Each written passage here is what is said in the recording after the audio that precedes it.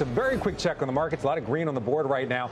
The Dow up right now about 0.75%. Same story for the S&P. The Nasdaq very close to a new record, or maybe there right now, up about 1.25%. The Russell up about 0.5%. But first, before we get this debate started, we want to take a quick look at the semis. They are trying for their 16th straight day of gains. That would be the longest win streak on record. We're talking about the SOXX ETF right now, up about 1.5%, month to date, up over 30%, as you can see. Joe, I want to turn over to you. What do you make of this trade? Getting another boost today from the GE Vernova results. A lot of talk about data centers and their business, giving more confidence to a lot of investors about that quote-unquote AI trade. Chip's the beneficiary. Okay, first let me share with you why the market is gravitating towards the semiconductor names, because what are they? They are growth, and right now the market wants growth. If you would put up, as I'm speaking, please, the IVW and show the IVW relative to the IVE. We're comparing growth to value, and today growth year to date has outperformed value, and that's something that coming into the month of April we couldn't think was possible. The month of April, we've seen a performance mean reversion. Growth is outperformed by nearly 9.5%. It's value peer. So this is all about growth. The semiconductors have built the story around growth itself. The names that we own, Monolithic Power, Micron, Applied Materials, Lam Research, I'm looking at them. They're all up, ranging from 15% to nearly 40% month to date. And the common denominator for all of them is the revenue growth. And the market right now wants to reward where it believes it's going to get the deliverable and sustainable revenue growth, and that's why we've seen this paradigm shift in the market. It's away from value, it's back to growth, and I've argued that that's the recipe that you needed to have confidence that you were validating the recovery rebound that's underway in the month of April. Can we see that chart for 5 years, the producers? Can they put that chart up 5 years, value and growth? All right, while we're waiting for that, Anastasia, I want to come over to you. There we go. There we go. So it's there. So there it goes. More of the same, right? It's a story. The market is growth. The market's growth. The market's been growth. If you go 10 years, you're going to see the same chart. We've seen periods of time where values come in and try to rotate the value. It's always been short-lived. So I think with the cohorts that you have investing in the market these days, they're growth-focused. They're no longer, and that's also actually a function of, it's somewhat of a cycle, right? It's a function of what the largest market cap companies are. So it's difficult to escape that growth is always going to outperform. All right, so that's a long-term trend. But Weiss, while you're kind of touching on that chart, are you worried about chips being overbought? If you look at Goldman, they're saying the SMH and the SOXX, they're tracking for their largest combined monthly inflow ever of all time. And of course, we've seen a big run up when it comes to the broader market. Chips are no exception, a big run up there. Concerned about them being overbought, maybe too much money going into this area. It is a cyclical sector. So here's what I'd say. You'd have to be, you're in the wrong business if you don't worry when things are going up with that kind of momentum for that period of time. So, of course, I'm worried. Right. Well, exactly what are you worried about? You and I have talked about Taiwan Semi. Great results. The stock still sells off. By the way, one of Joe's holdings has earnings later today, TI, along with Lam Research. So we could see another situation where a company can have strong earnings and still pull back because people feel like they're a bit overstretched. You can always have that. It's not unique to this market. Look at Vertiv today. Vertiv came out with a pretty good quarter, right? They didn't take down guidance, and you're looking at shares that are down 3%. Right, you've got FTAI, which is down meaningfully 2 days in a row. I wouldn't be surprised to see them, miss the quarter because insider trading is alive and well in this market. We've seen that repeatedly. But the answer to your question is, of course, I'm worried. I'm worried about that. I'm worried about the market. This market, goes up for any headline, positive or negative. And if it trades down briefly on a negative headline, it recovers and goes positive. So the question is, when is not just semis, and I think just looking at traditional semi names is too narrow. When you have companies like Alphabet that are coming out with their own chips and picking up traction in those chips, right? Or Amazon or Meta, you have to include those in the semi bucket as well, even though they're a small part of what these companies do. So it's really, to Joe's point, it's really growth. It's not just semis, it's growth. Right. With semis being one manifestation of that move into growth, which has been consistent, not just for April, not just for 5 months, but for 10 years. So yeah, I'm worried. Is the market getting a little bit frothy? Could be. But at this point, you know, what's going to upset it. We've got great earnings that are coming out.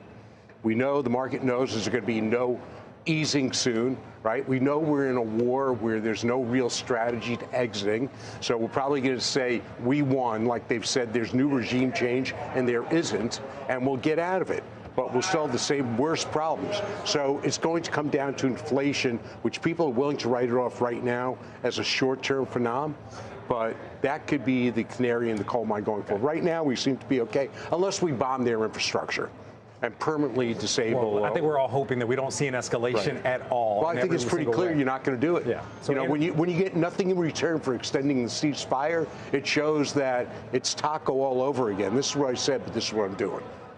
Anastasia, we're talking a lot about growth. Do you think investors are overlooking some serious issues out there? I mean, Weiss hit on one of them, the fact that we still have a conflict. I'm looking at oil right now. Oil's up about 3% last time I checked. There are some serious issues for this market that could hit this rally. But do you think, at least today, investors are like, hey, forget about all that. I want growth, to Steve and also Joe's point. Right. I don't think they're necessarily overlooking it. It's just that they don't know what to do about it, because one moment we have a ceasefire, the next time it falls apart, the next moment they have a blockade, and you just don't know what to do about that, which is why, you know, to Joe's point and Steve's points, investors have flocked and gravitated to what they do know, what they can observe, and what they can control, which is where the growth is happening.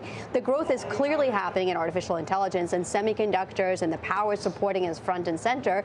And look, you know, if you look at the adoption rates, you know, you've got adoption rates that are growing amongst consumers, 55% adoption rate for AI, probably higher at this point. If you look at enterprises, 35% or more of enterprises are embedding AI. In our case, for our portfolio companies and Partners Group, we're embedding AI in 90% of the companies. So the enterprise adoption is widening. I would say the total addressable market for AI is growing, from conversational to agentic to physical AI. And so all of that means is the demand for semiconductors, the demand for power is tangible and it's observable, and that's exactly what investors have gravitated to. Am I worried right here, right now, looking at the chart of semiconductors and looking at the chart of the S&P? Yes, probably some sort of near-term pullback is very, very likely. But having said that, you know, longer term, if you look at the consumer, despite feeling miserable, consumer is spending very nicely, despite higher gasoline prices. Corporates are having a stellar earnings season. So amidst all of that, near-term consolidation, yes, but longer term, the trend should still be up. It's interesting. You mentioned oil at 92.96 as we speak, up 3.6%. What's interesting about that is, number one, it's basically back to where it was coming into Friday morning when we got such positive announcements from the president regarding the negotiations with Iran.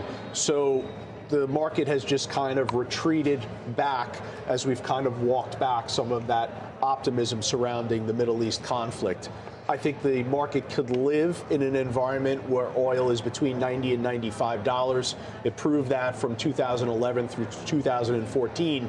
But it's back to chips, because chips, in terms of what their meaningfulness is to the economy today, is what oil was to the economy in the 70s and the 80s. The chip story is the economy story, and that's where you see the insatiable demand. What fundamentally changes very much about what we're going to hear in the upcoming earnings report for these chip companies that you'd say, okay, it's an inflection point, the story's over? You mentioned Texas Instrument. Texas Instrument's going to report tonight, looking for $1.38, $4.2 billion on the current quarter, guidance for the next quarter, 4.85, 3.68 billion on Analyte, but it's a free cash flow story. And it's a free cash flow story because they've diversified the business and they're participating in the AI investment thesis. And I think overall, there needs to be something fundamentally that so dramatically changes it. Is it going to be President Trump and President Xi's summit in May? Do the chips at that point get greeted with some negativity? I don't know. I don't expect that it's going to be. But you're going to go through periods, to Anastasia's part, where you look at the chips and you go, okay, they look a little bit overextended. They look a little bit overbought. I get it. Good luck moving away from that story, because you're going to find yourself 3 to 6 months later, running right back to it because that's the dominant theme, to Steve's point, over the last 5 years. So. That's right, and there's also another catalyst to the chips now. I think everybody knows the AI story and they're sticking with it, but there's also this cyclical part to it, and we've seen a lot of cyclical acceleration across the economy, especially CapEx and manufacturing and some of the industrial complex that is really coming back to life. So all of that also requires chips. So I think maybe that's why, just when you're ready to give up on chips, there's yet another catalyst that comes to the fore. So don't give up on chips. Well, you certainly can't. Sorry, Weiss, I don't want to interrupt you. You can't give up on chips. Can I ask you a question? Are you surprised that people are going into chips in the ETF as opposed to individual names? As my colleague Christina Presnevelis often points out, it's not a monolith. Different chip makers do different things. And why aren't people looking for GARP? I'm going to bring that acronym back, growth at a reasonable price, like the memory stock. Story out today saying there may be a super cycle when it comes to memory names. And I'm just looking at a holding that Joe, you and Weiss both have, Micron. 5.5 times forward earnings compared to an AMD 35 times, NVIDIA 22 times.